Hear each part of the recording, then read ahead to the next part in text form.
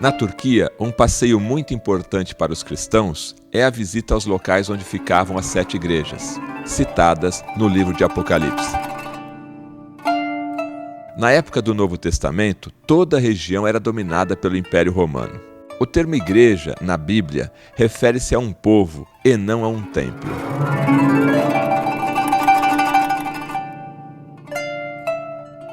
Nos conteúdos das cartas para as igrejas de Éfeso, Esmirna, Pérgamo, Tiatira, Sardes, Filadélfia e Laodiceia, o Senhor ressurreto, ou seja, Jesus Cristo, descreve a si mesmo como Filho do Homem glorioso e traz um trecho de elogio ou crítica para cada igreja.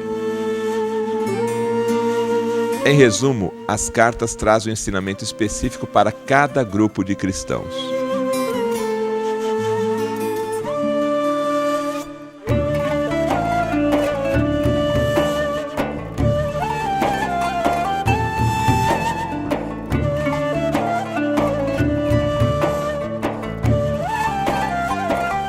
Estamos na cidade grego-romana de Éfeso, fundada aproximadamente no século XI a.C. Esta é a rua principal que dá ao mar Egeu. Ela era uma cidade muito comercial e era por essa rua que chegavam todo o comércio do mar. Éfeso foi a cidade mais importante da província romana. Ficava perto do mar Egeu e era conhecida também como foco de adoração da deusa da fertilidade, Ártemis ou Diana. A literatura, a cultura, a biblioteca no mundo antigo era muito valorizada. A primeira e maior biblioteca ficava em Alexandria, a segunda em Pérgamo, e a terceira maior biblioteca, que você vê as ruínas ainda conservada, ficava aqui, em Éfeso.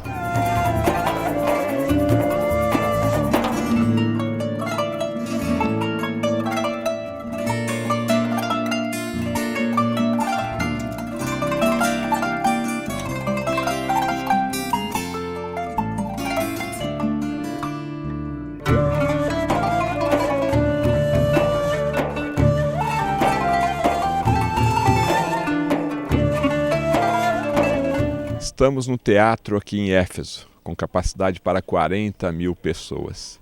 Foi aqui que Paulo também pregou o cristianismo para as pessoas que viviam nessa cidade.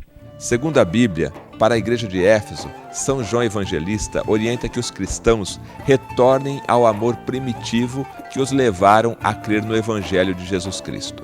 Percebe-se que o povo tinha sede de Deus porque ele conseguiu reunir neste teatro, onde comporta mais de 40 mil pessoas, a cidade para ouvir a pregação da doutrina do Evangelho do Senhor Jesus. Mas temos outro fato importante, que quando ele despedia desta região, ele em Mileto, que deve ser perto daqui, mandou chamar todos os anciãos de Éfeso. E ali ele expôs determinados pontos muito importantes para a nossa vida ministerial. Ou seja, primeira delas, mostrou que sempre ensinou o que diz as boas coisas, o bom modo de servir a Deus, todas as coisas úteis para a igreja, na igreja e de casa em casa. Ele mostrou também que na vida ministerial trabalhou com as suas próprias mãos para não ser pesado a ninguém, dizendo para mim os que estavam comigo, estas mãos me serviram. De ninguém cobicei a prata, de ninguém cobicei o ouro, mas no meu trabalho eu pude realizar o meu sustento, meu e dos que estavam comigo. Outra parte importante que ele diz: depois da minha partida, eu sei que entrarão lobos cruéis no meio de vós, que devorarão o rebanho, farão negócio de vós. Quer dizer, isto porque a cidade era uma cidade bastante próspera e havia aqui o interesse maior monetário e, consequentemente, haveria a corrupção na igreja. Então ficou já destacado pelo apóstolo Paulo esta evidência. E por último, ele disse: não vereis mais o meu rosto em carne, porque não terei mais oportunidade de vir entre vós. E aqui foi feito, e naquela reunião, fizeram oração, lançaram-se aos seus pescoços e o beijavam, porque estavam despedindo do servo de Deus, que foi o pai do evangelho de toda aquela querida irmandade.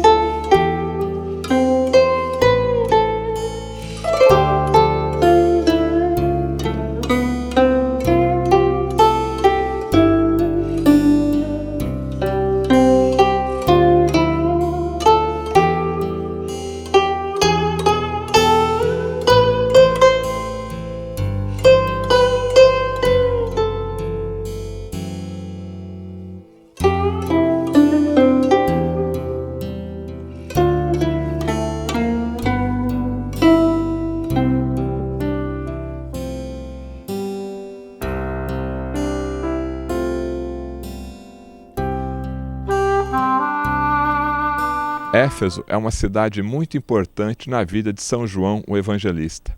Aqui ele viveu seus 110 anos, junto com Maria, a mãe de Jesus, e também Maria Madalena.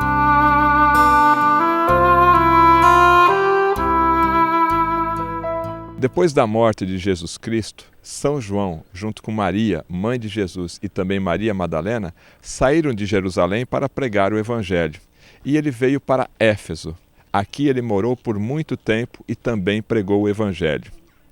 Mas o povo que vivia nessa cidade não gostava de Evangelho de Cristo, não gostava de São João. E foi exilado para a ilha de Patmos, que hoje pertence à Grécia. Foi na ilha de Patmos que São João escreveu o Apocalipse.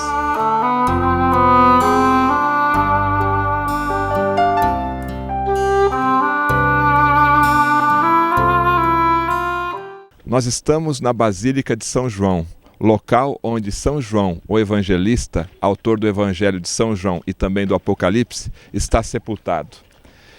Justiniano, imperador do Império Bizantino, no século VI d.C., mandou construir esta basílica para proteger os restos mortais de São João.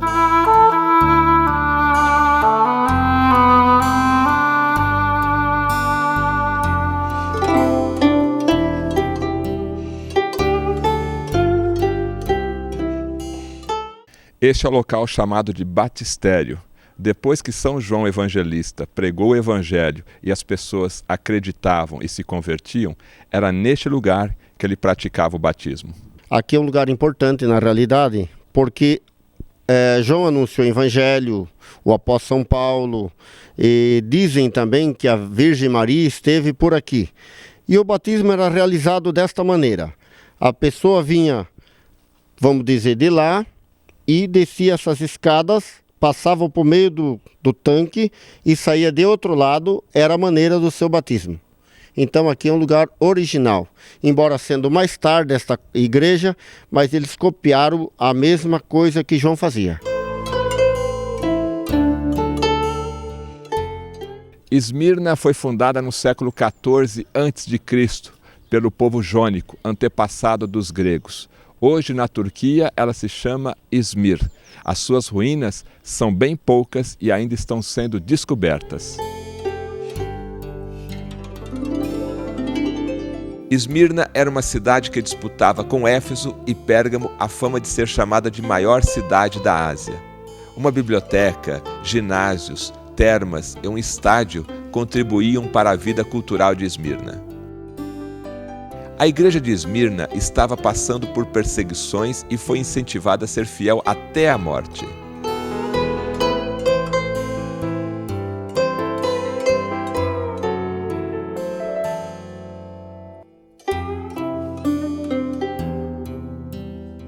Pérgamo está situada em um espaçoso vale, a 26 quilômetros do Mar Egeu. Séculos antes de Cristo, Pérgamo foi uma capital independente do Império. Seus templos impressionantes, biblioteca e recursos médicos fizeram de Pérgamo um renomado centro cultural e político. Nós estamos no Teatro de Pérgamo, que tem capacidade para 10.000 pessoas.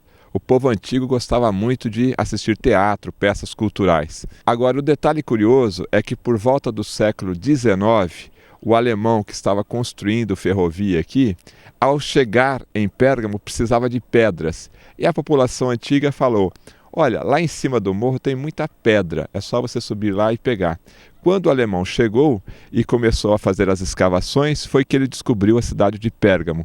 E aí é que ele parou de, logicamente, retirar as pedras e fez o trabalho de arqueologia. Mas nesse momento, quando o alemão descobriu a cidade de Pérgamo, ou melhor, as ruínas da cidade de Pérgamo, muitas pessoas já haviam retirado ruínas da cidade, pedras desta cidade, para construir as suas habitações na base da montanha.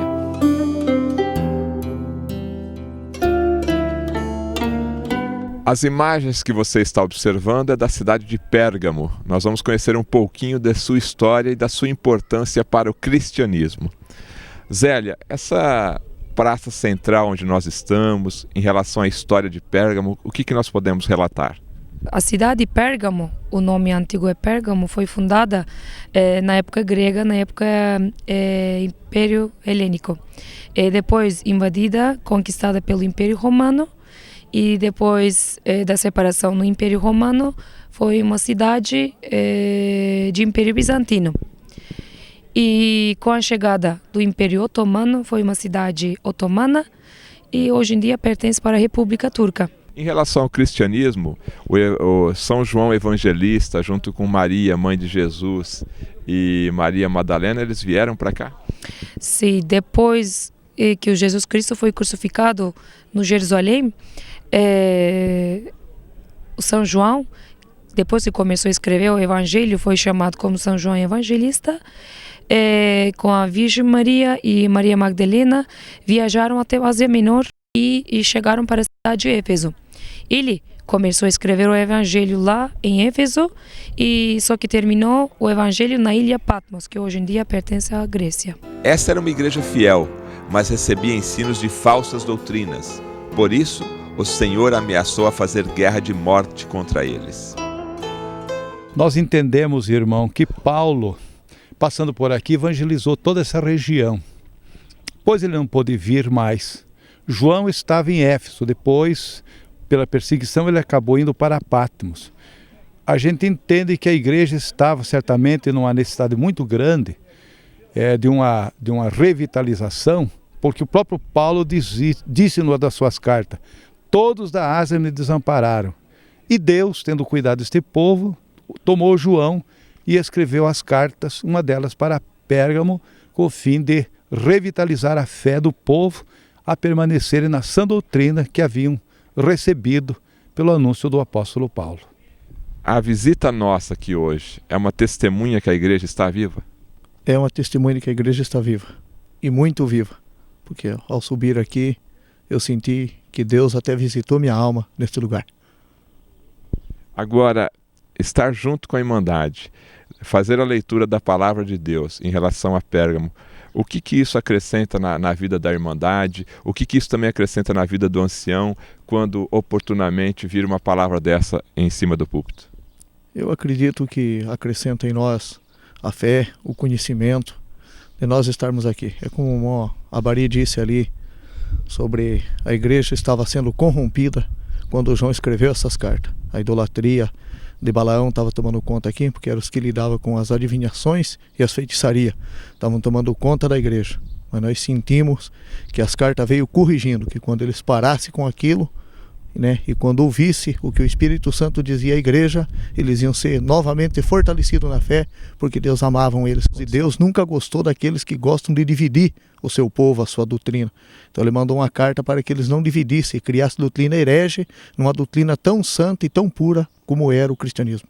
E é exatamente nesse local, para comprovar que aquele povo tinha atividades pagãs, templo de Trojano, lá ao fundo o templo de Zeus, mas na base do morro, templo de Atenas. E esta carta veio então para reforçar que essas coisas estavam erradas.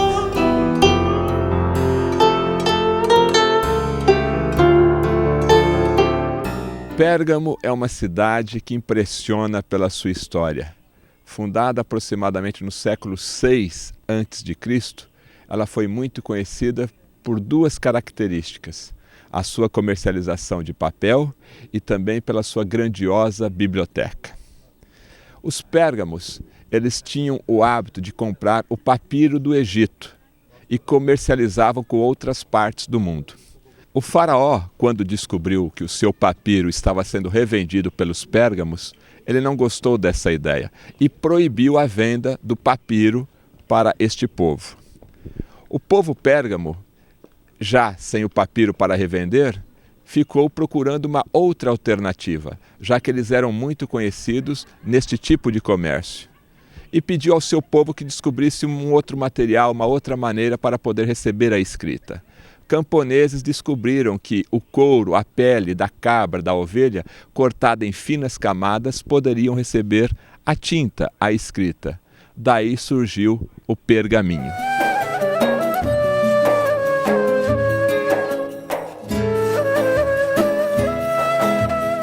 Com aproximadamente 2.200 anos de história, esta é a cidade de Tiatira, ou melhor, as ruínas da cidade de Tiatira, uma das 7 igrejas da Ásia. Tiatira foi uma importante rota de comércio na antiguidade.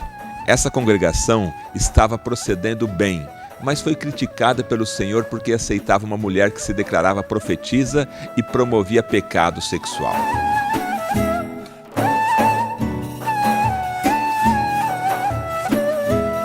Nosso grupo está aqui na cidade de Tiatira. Qual o ensinamento que nós devemos lembrar de Tiatira? Devemos lembrar, chama assim bastante a nossa atenção, lendo a Bíblia, passando por aqui, na cidade de Tiatira, né? E um dos que chama a nossa atenção bastante é que quando Paulo já passava por essas regiões da Ásia Menor, então ele vinha anunciando a graça. Ele era um homem que deveria ter uma meia-idade quando ele começou a anunciar a graça por aqui, falar de Jesus Cristo, até que houve a conversão de várias pessoas.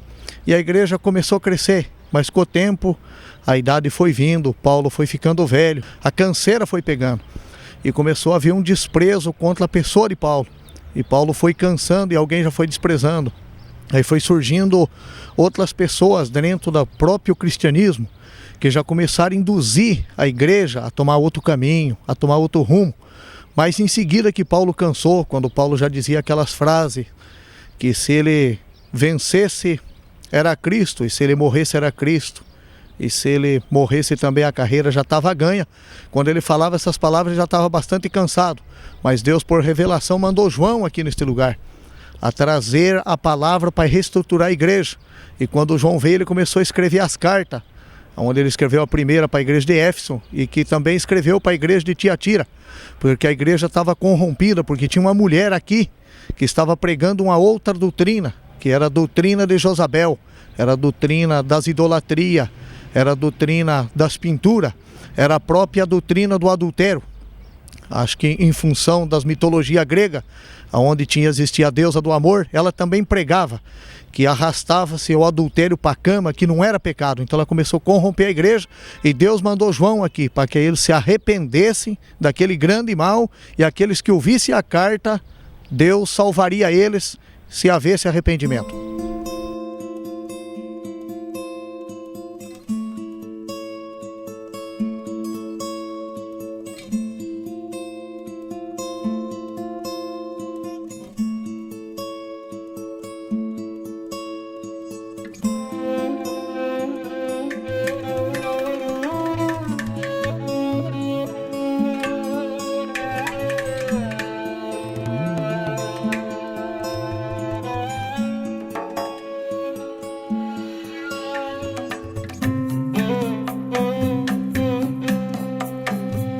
Sardes ficou conhecida na antiguidade pelas riquezas de renomados reis.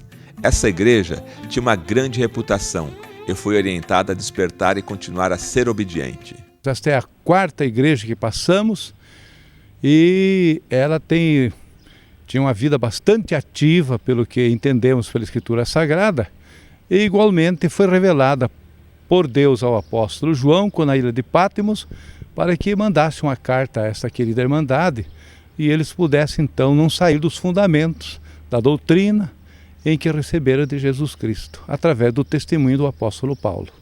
No curso dos séculos, a evolução mostra que realmente a igreja foi suplantada pelo poder das controvérsias que vieram e que hoje ficou aqui apenas os escombros, não da igreja, mas das pedras, porque a igreja continua viva. Nós estamos aqui mostrando que não a igreja de Sardo não morreu, a igreja de Cristo continua viva e glorificando a Deus, e nesse lugar passamos até relembra, revitaliza ou revive ou mostra que realmente, como disse Gamaliel, se esta obra é de homens, ela se desfará, mas se é de Deus não poderei desfazê-la.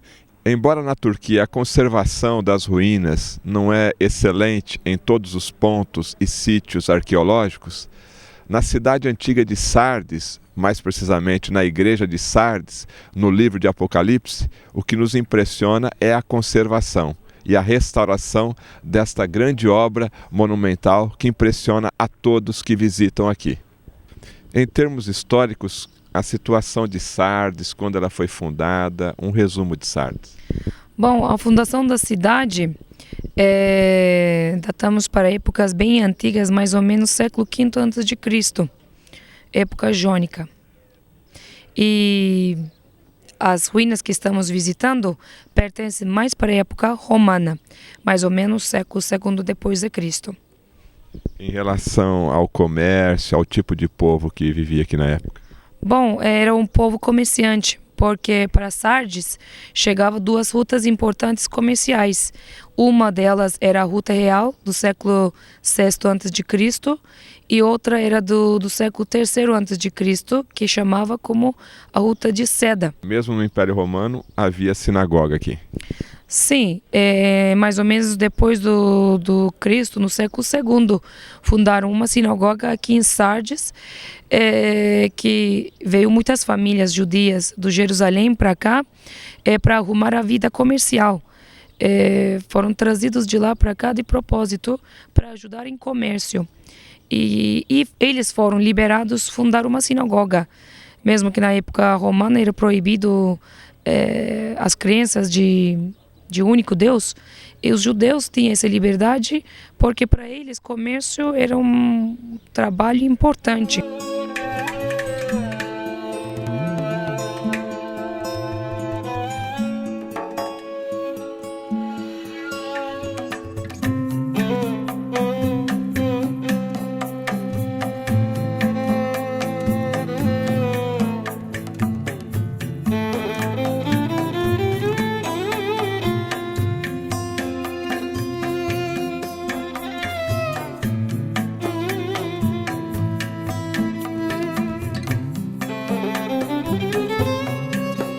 E o anjo da igreja que está em Sardo escreve: isto diz o que tem os 7 Espíritos de Deus e as 7 estrelas.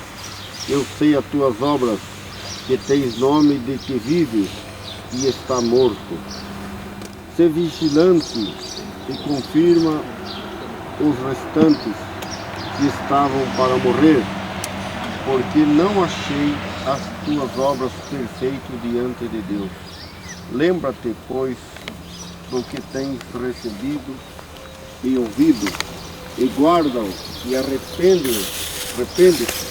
E se não vigiares, virei sobre ti como um ladrão, e não saberás o que hora sobre ti virei.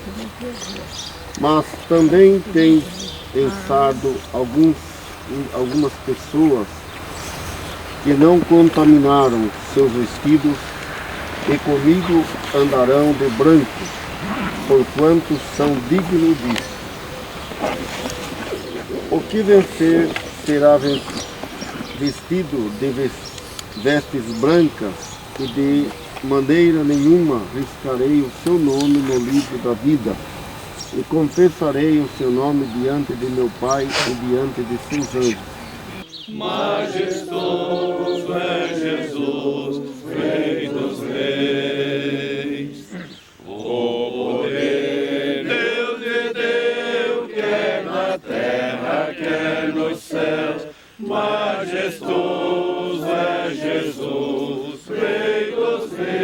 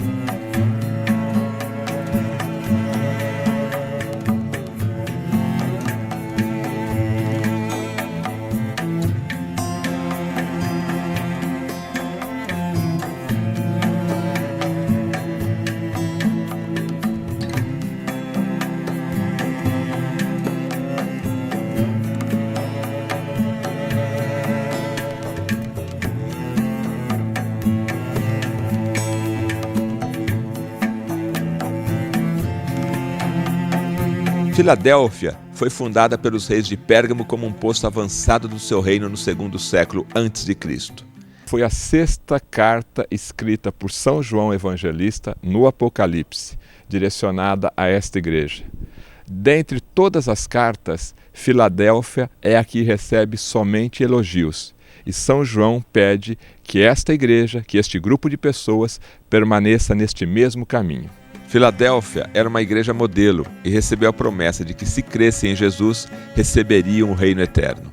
Foi a igreja que mais guardou a palavra que João escreveu.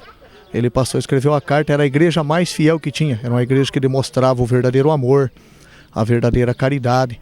Era a igreja que ele direcionou para eles, que a porta que Cristo tinha aberto para eles, que era a porta da graça, ninguém fecharia, como de fato não foi fechado ao povo que permanece na mesma linhagem que somos nós até o dia de hoje. A porta não se fechou. E nós vemos essa profecia de João, que mais ou menos há quase 2000 anos atrás, ele profetizava a igreja de Filadélfia por estas cartas, dizendo que a porta que Deus abre ninguém fecha. E até hoje, para os ouvintes dessas fitas que vão ouvir, e para nós que lemos essa palavra na igreja ainda, nós vemos essa palavra gerando muito milagre e muita porta sendo aberta nas igrejas pelo poder dessa palavra escrita pela profecia de João.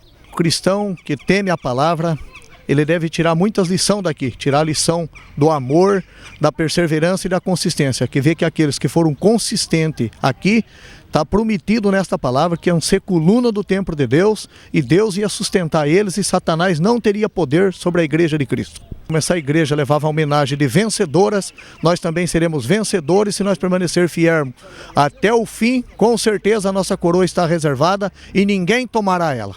Avaliando a carta endereçada pelo apóstolo São João, quando exilado na ilha de Patmos, a esta irmandade da época Filadélfia, nós podemos perceber alguns aspectos importantes da carta. Primeiro, Jesus Cristo tem a chave de Davi. Abre e ninguém fecha. Segundo, valoriza quem tem perseverança, e, embora nas provações e tentações, resiste à fé. Terceiro, ele promete dar um novo nome ao vencedor e também àqueles que ouvirem o que o Espírito diz à igreja. E promessa importante, dizendo ele, eu te guardarei na hora da tentação. Então dá para nós uma força, porque a força da palavra é a mesma. Ela é viva, ela é eficaz, penetrante, é como espada de dois gumes que vai até a divisão da alma e do espírito. João, qual que é a emoção de estar trazendo um grupo da congregação para conhecer as 7 igrejas da Ásia? Olha, eu estou muito surpreso. Eu não esperava essa oportunidade tão maravilhosa como nós estamos agora. Eu morando lá no Brasil, uma pequena empresa, e com esta estrutura, vamos dizer, com essa alegria de estar junto desses 36 irmãos aqui na Turquia. Já tivemos oportunidade de passar por diversos lugares, como tivemos Istambul, conhecendo tanta coisa bonita, tanta história, e depois aquilo que nós almejava, conhecer as 7 igrejas da Ásia.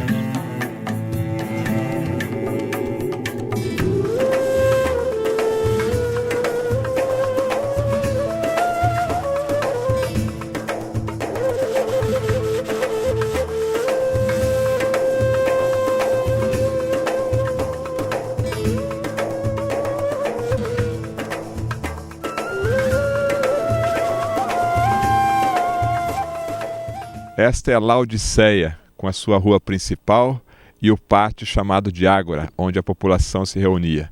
Hoje só sobrou as ruínas, que nós vamos conhecer agora. Nos tempos romanos, a cidade era um importante centro de administração e comércio. Esta é a rua principal da cidade de Laodiceia, e à nossa esquerda, Ágora, que era a praça central onde o povo naquela época se reunia. Qual a história básica de Laodiceia? Bom, não temos muita prova sobre a história dessa cidade. Faz muito pouco tempo que estão escavando.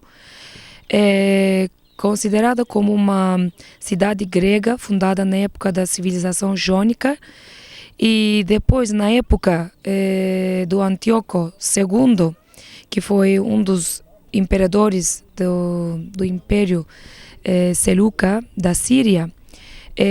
fundaram a cidade com esse jeito e colocaram o nome Laodiceia, que era o nome da esposa do Antíoco II. Em relação às construções, os desenhos típicos das casas... Bom, fundado na época do Antíoco II, só que nós estamos visitando uma cidade romana nesse momento, dá para perceber que usaram mármore branco, que é uma coisa que os romanos começaram a usar muito, então uma cidade romana, podemos dizer. Os cristãos dessa igreja tinham se tornado autoconfiantes e deixado o Senhor do lado de fora. Laodiceia recebeu uma ordem para não se enganar e arrepender-se de ser morna na sua fé. Essa igreja já estava tomando o caminho da corrupção, uma igreja totalmente corrompida, em que não estava nem no princípio básico e nem naquilo que precisava estar, já tinham se perdido, então elas estavam assim corrompidas. E João escreveu para eles que Deus já estava vomitando eles da boca, porque Deus não aceita o homem nem frio e nem morno. Deus queria um homem fervoroso que trabalhassem na sua obra. É uma carta para trazer um reavivamento na fé desta Irmandade.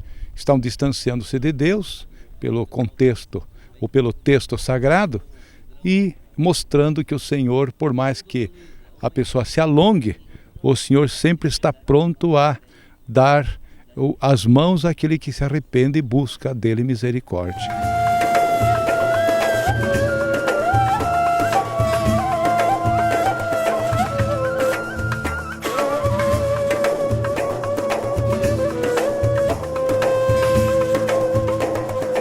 Ao anjo da igreja que está em Laodiceia, escreve: Isto diz o Amém, a testemunha fiel e verdadeira, o princípio da criação de Deus. Eu sei as tuas obras, que nem és frio, nem quente. Oxalá foras frio ou quente. Assim, porque és morno e não és frio, nem quente, vomitar-te-ei da minha boca.